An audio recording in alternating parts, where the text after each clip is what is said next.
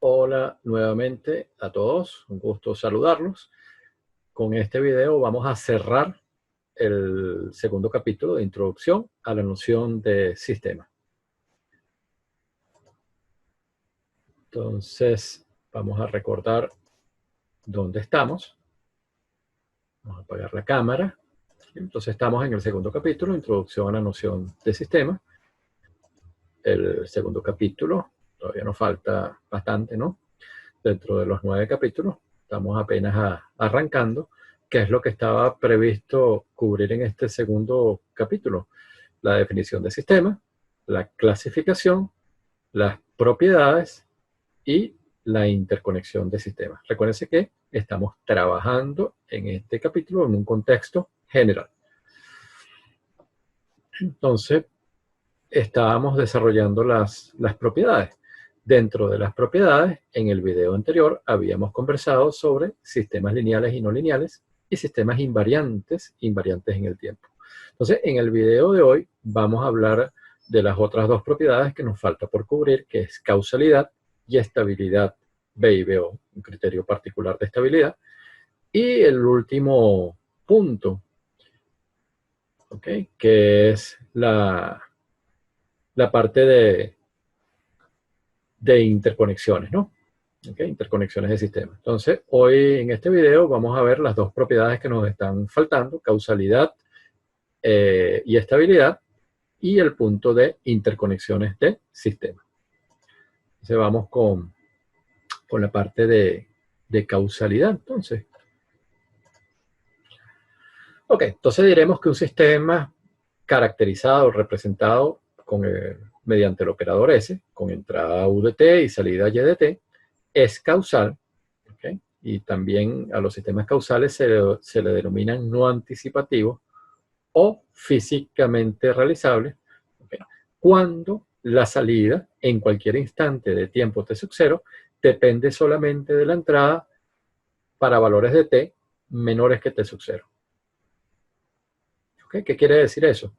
Que el valor presente de la salida solo depende del valor presente de la entrada y de valores pasados de la entrada.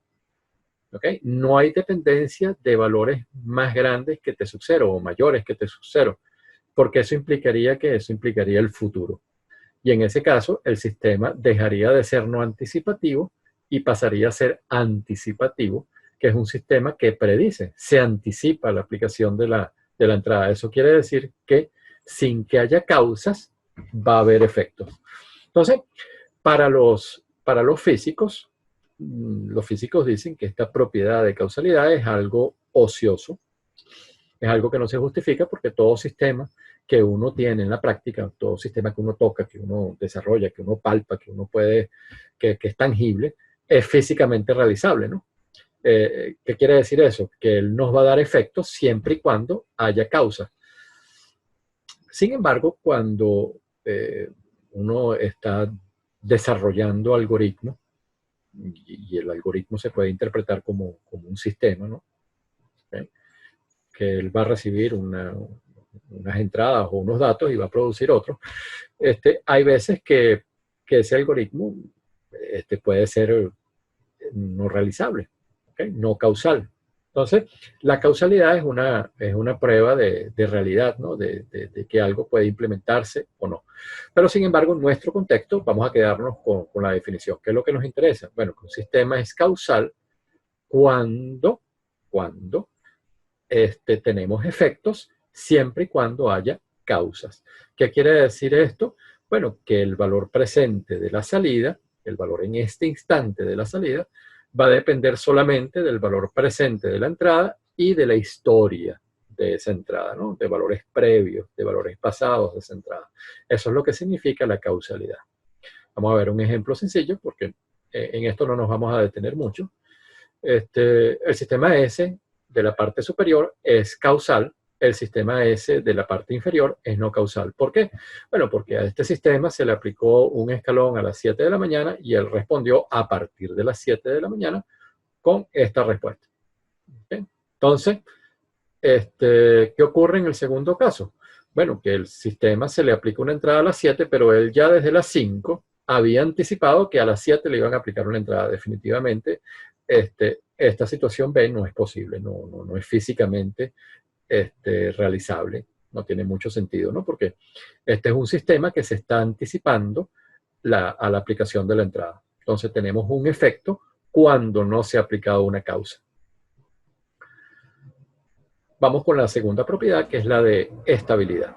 Entonces, la noción de estabilidad es un concepto fundamental de la teoría del sistema.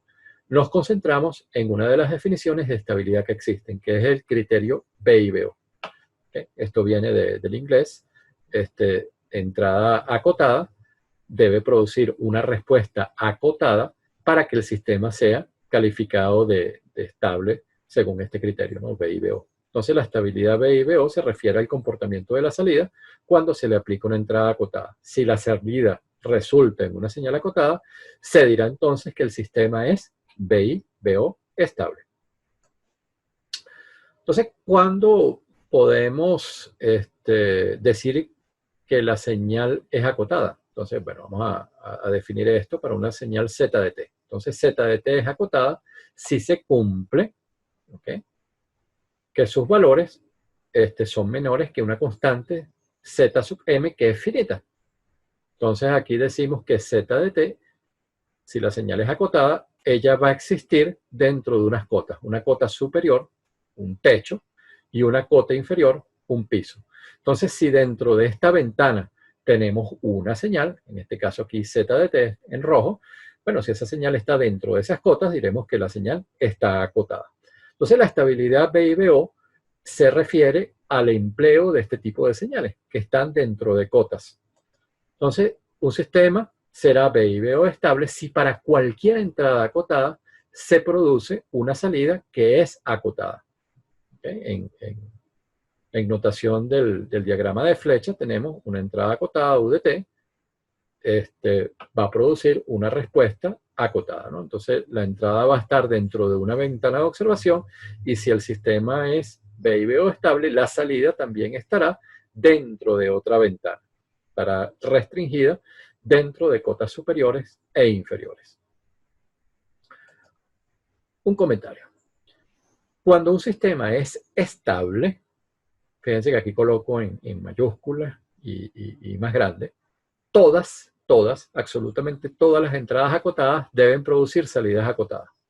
Entonces, basta con encontrar una sola entrada acotada cuya salida no esté acotada para asegurar que el sistema es inestable. Entonces, este criterio BIBO podría servirnos como una prueba no de estabilidad, sino de estabilidad. Porque para asegurar estabilidad deberíamos aplicarle todas las entradas posibles, ¿no? Y realmente eso es imposible de hacer.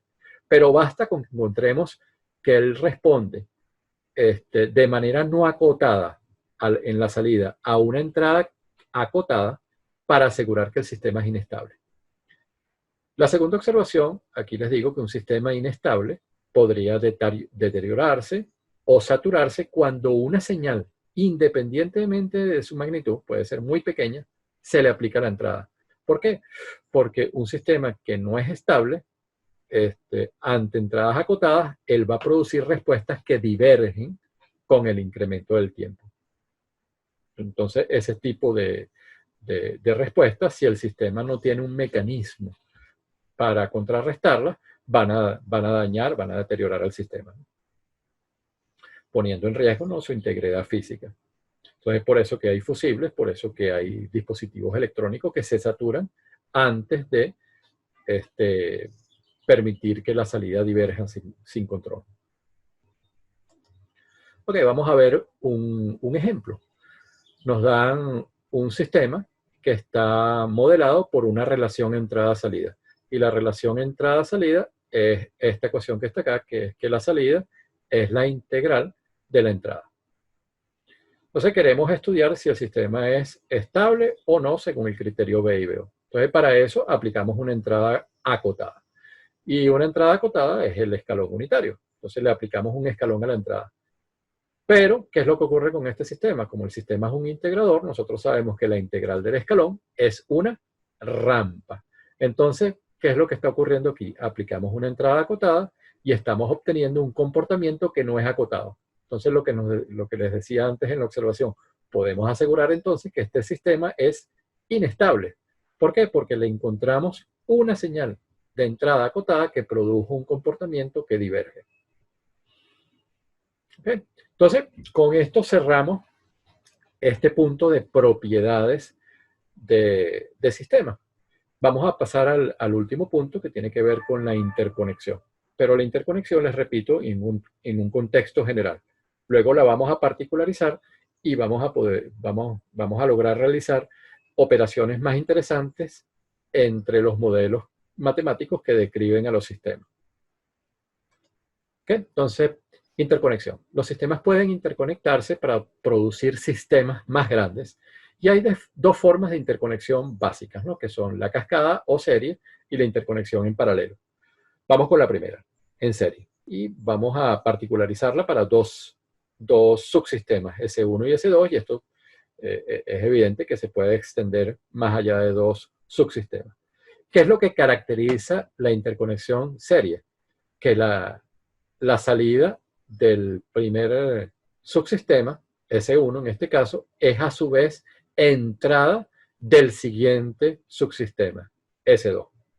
Entonces, nosotros estamos interesados en reemplazar esta interconexión cascada o serie de dos subsistemas S1 y S2 por un solo bloquecito modelado por el operador S, ¿no? La situación que tenemos aquí a la derecha.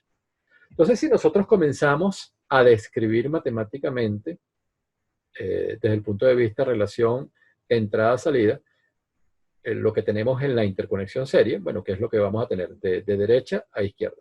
¿Quién es YDT? YDT es lo que hace el operador S2 sobre lo que recibe en la entrada, que es Z. Pero ¿quién es Z? Z, a su vez, es lo que hace el operador S1 sobre la entrada U. Entonces tenemos esta combinación de operadores. S1 actuando sobre U y S2 actuando sobre el resultado de esa operación. Entonces nosotros queremos describir esta combinación de operadores, S1 y S2, en términos de un solo operador, S. Entonces, eso para sistemas LTI es muy simple, porque el orden de las operaciones no es importante. Entonces, va a ser lo mismo hacer S1, S2 como S2 por S1. Entonces, eso es lo que vamos a ver más adelante cuando estemos en el contexto, sobre todo del tema 3, donde vamos a hablar de sistemas LTI, sistemas lineales invariantes en el tiempo, en el dominio del tiempo, y en el caso del capítulo 5, sistemas LTI en el dominio de Laplace. Entonces, en ese caso, los operadores matemáticos que describen el sistema, que va a ser respuesta al impulso en el capítulo 3 y función de transferencia en el capítulo 5, se pueden intercambiar sin ningún problema. La siguiente interconexión es la combinación en paralelo. ¿Qué es lo que distingue la combinación en paralelo? La combinación en paralelo, el elemento distintivo es que la entrada UDT es la misma para ambos subsistemas. ¿Okay? Entonces, nuevamente, el objetivo aquí es el mismo, describir la interconexión por un solo bloque con operador S. Entonces, queremos ver cuál es la relación entre S, el operador de la interconexión, con los operadores S1 y S2 de la combinación en paralelo. Bueno, entonces analizamos el sistema interconectado. Entonces, ¿quién es YDT? Bueno, definitivamente aquí YDT es la suma de las salidas particulares, Y1 y Y2. Pero ¿quién es Y1? Y1 es lo que hace el operador S1 sobre U. ¿Y quién es Y2? Lo que hace el operador S2 sobre U. Aquí podemos combinar los operadores, extrayendo factor común UDT. Entonces, comparando este resultado de la interconexión con el resultado de un solo bloque, que es YDT igual S sobre UDT, nos damos cuenta de que S se puede describir como la suma de los operadores S1 y S2. ¿Okay? Entonces, con este punto, nosotros concluimos este segundo capítulo de introducción a la noción de sistema. El siguiente capítulo va a ser la representación y análisis de sistemas LTI, sistemas ya que son lineales invariantes en el tiempo, en el dominio temporal. Entonces, muchas gracias por su atención. Que tengan un excelente día.